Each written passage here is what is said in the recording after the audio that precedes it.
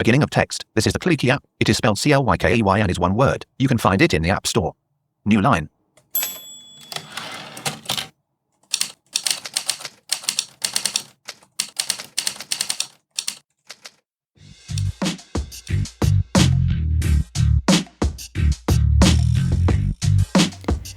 Welcome to Digital Bytes.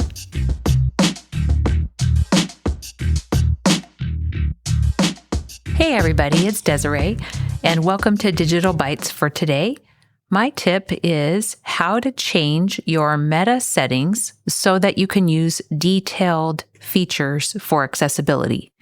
They've just added this recently in the Meta app, and so I wanted to show you how to get to that and tell you how to enable it so that you can get the most out of your Meta glasses if you are using them to describe your surroundings or look at things in front of you.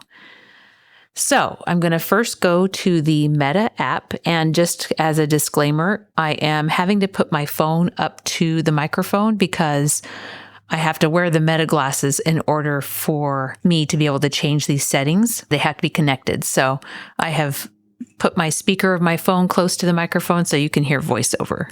Open Meta. Meta AI. Okay, so here's my Meta app, and I'm in my device tab area. I can verify that by checking the bottom here. Selected devices, tab 5 of 5. So there's my devices. Now I'm going to find the Skylar Meta glasses, which is the ones that I have. Device 1 of 1, Ray-Ban Meta Skylar 000V. Edit device name, button. Okay, so there it is. Now I'm going to swipe to the right again. Glasses battery power 98%. And one more time. Skylar 000V settings, button. Okay, there's the settings. I'm going to double tap on that button.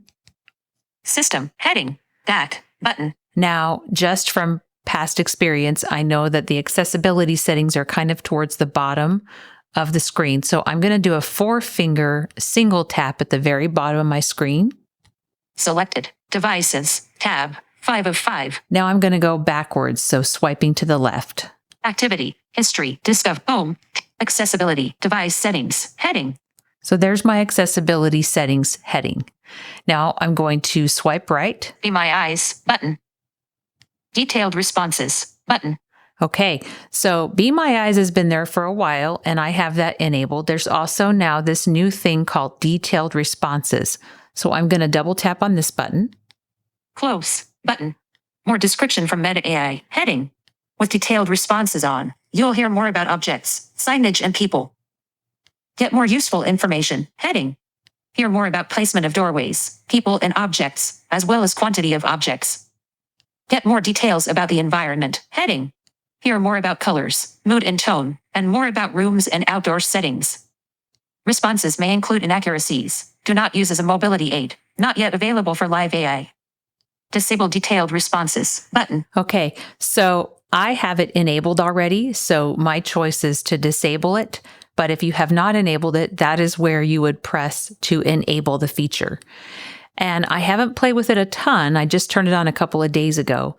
And if I say what's in front of me, and I can ask different questions, but as it says, it doesn't work with live AI right now. It only works with kind of the way that it looks. It takes a picture, tells you what's in front of you based on the picture it takes. So that is the new feature for more details under accessibility in the Meta app. Hey everyone, it's Chris back with a digital bite about something that I purchased.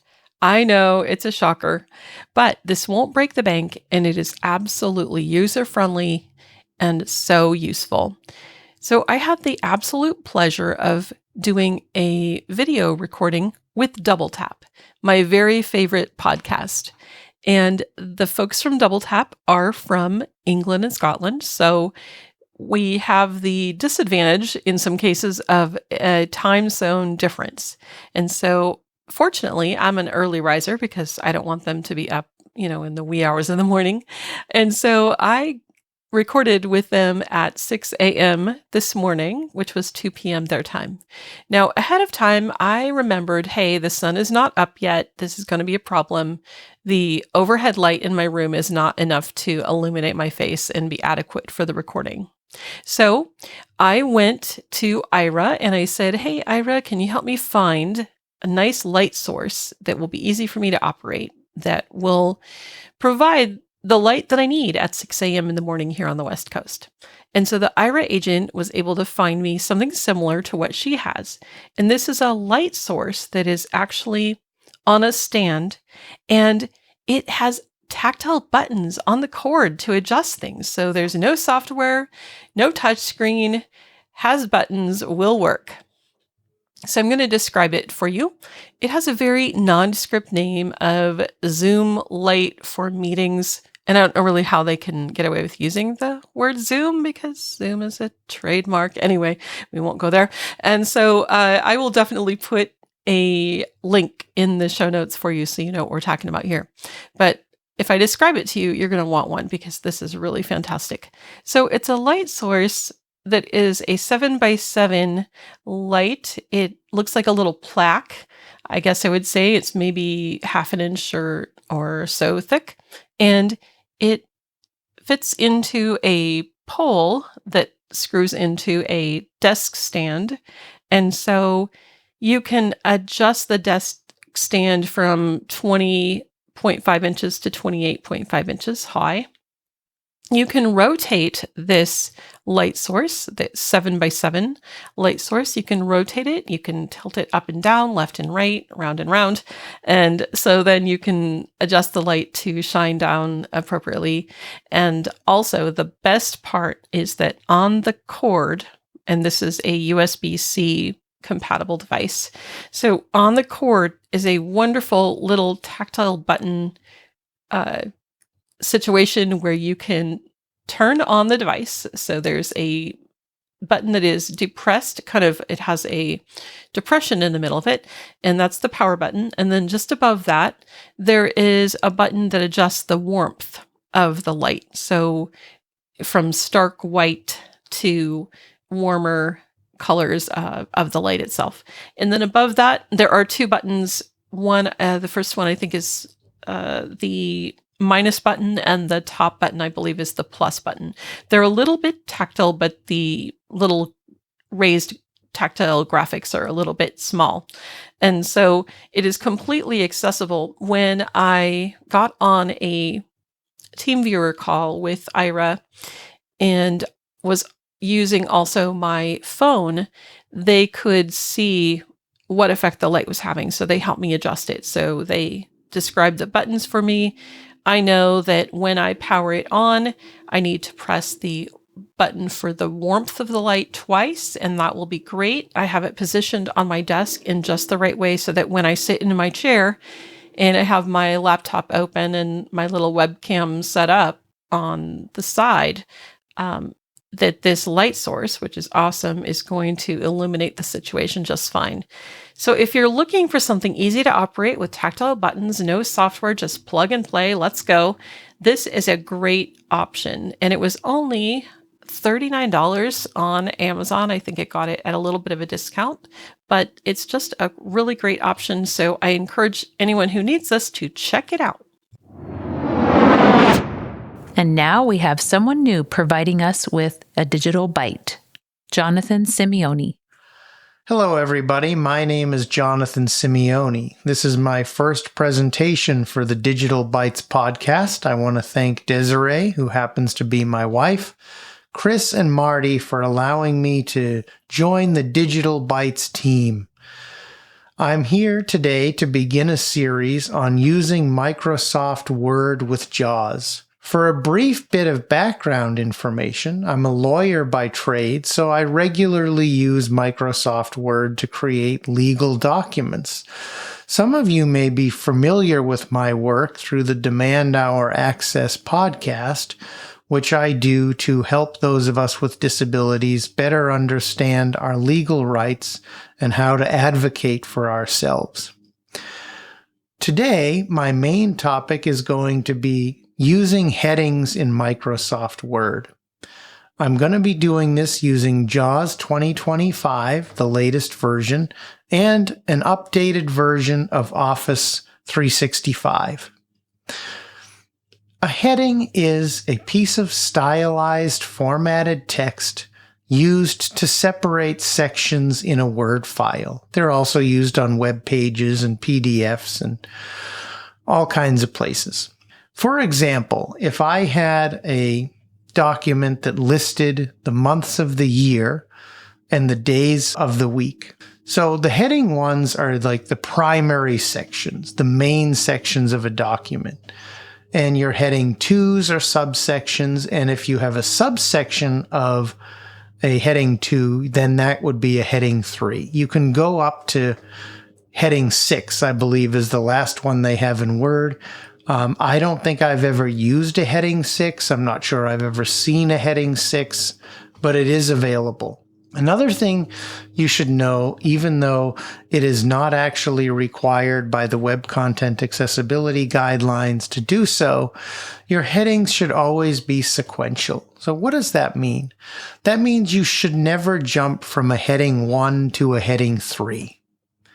And you should never jump from a heading 2 to a heading 5.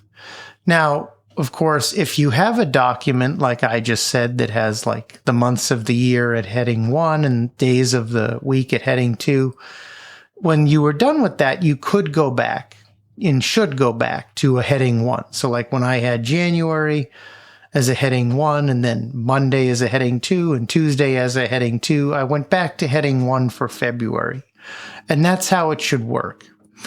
Now, how do we apply the heading styles in a Word file? And before I demonstrate that, I want to say, because I use Word so much, my version of Word is very, very customized.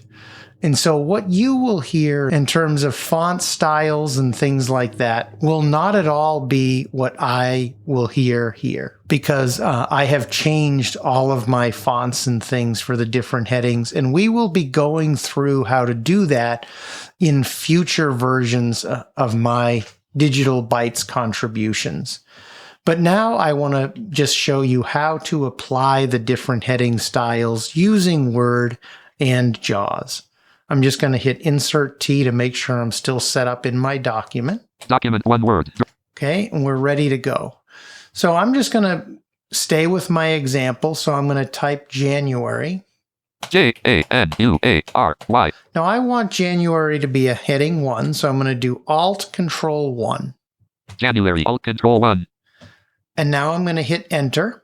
Enter. I'm going to do, in my case, caps lock F. For a lot of people, it might be insert F, but to get the formatting information read to me now. Bolded, 16 point, black on white, Verdana, heading 1 style, line spacing, single paragraph. Okay, so the important thing was you heard that it went to a heading 1 when I hit Enter. And that's because it will keep staying with the style you're in unless you change it. So I'm just going to type Monday. Monday. And now I'm going to hit Alt Control 2 to change this to a heading level 2. Monday, Alt Control 2. And now I'm going to hit my caps lock F once again so we can hear the formatting change. Bolded, 14 point, black on white, Verdana, heading 2 style, line spacing, single paragraph. And now I'm going to hit Enter again. Enter. And I'm just going to type Tuesday. Tuesday. And now I'm going to hit my caps lock F again. Bolded, 14 point, black on white, Verdana, heading 2 style, line spacing, single paragraph formatting, aligned left, outline level. And now I'm going to hit Enter again. Enter. And now I want to go to February, so I'm going to hit Alt Control 1. Alt Control 1. And I'm going to type February. February. And just so you can confirm this, I'm going to hit caps lock F again. Bolded, 16 point, black on white, Verdana, heading 1 style, line spacing, single paragraph format. Okay, now I'm going to hit the Enter key. Enter. And we'll still be on the heading 1 level. But I'm going to just type Monday again. Monday. And now I want to change this to a heading 2. What if I don't remember the Alt Control 2 keystroke? Well, if I hit Control Shift S, which I'm going to do right now. Monday, Control Shift S, style name, edit combo, heading 1. And it told me I'm on the heading 1 because I opened the styles pane in Word. I'm just going to hit my down arrow. Heading 2. And now I'm going to hit the Enter key. Enter. Document 1 Word. Microsoft Word document. and I'm going to do my caps lock F again to get the formatting. Bolded, 14 point, black on white, Verdana, heading to style, line spacing, single. And you could see there that in the style pane, I was able to change it from heading 1 to heading 2 just by hitting Control-Shift-S and down arrowing to the heading 2 from the heading 1 where we were when I created February. This is a very, very brief look at how you can add headings to your Word file. In the next episode, unless we have feedback to the contrary, I'm going to look at bulleted and numbered lists. So I thank you all for listening, and I'll talk with you next time.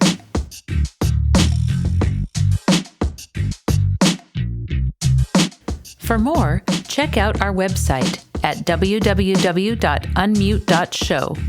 You can also email us at feedback@unmute.show. Thank you for joining us.